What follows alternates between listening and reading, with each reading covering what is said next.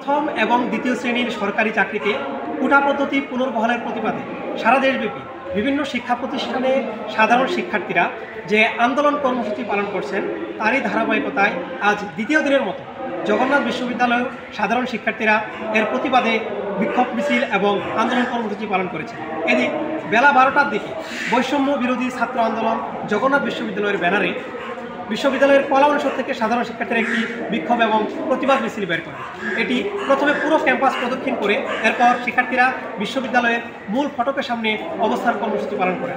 এখানে প্রায় 10 থেকে 15 মিনিট অবস্থান কর্মসূচি পালন শেষে শিক্ষার্থীরা ভিক্টোরিয়া পার্ক হয়ে রায়সাহেব বাজার এবং তাঁতিবাজার মোড় হয়ে একটি প্রতিবাদ মিছিল বের করেন এবং প্রতিবাদ মিছিলটি পুনরায় ফিরে এসে বিশ্ববিদ্যালয়ের মূল ফটকের সামনে আবার অবস্থান কর্মসূচি পালন করেন।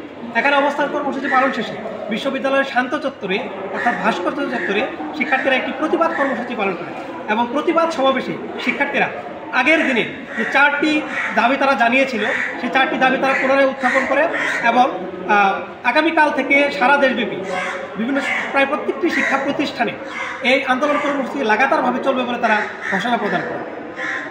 এই ছিল আমার কাছে জগন্নাথ বিশ্ববিদ্যালয় থেকে কোটা পুনর্বহালের প্রতিবাদে সাধারণ শিক্ষার্থীদের আন্দোলনের সর্বশেষ অবস্থা।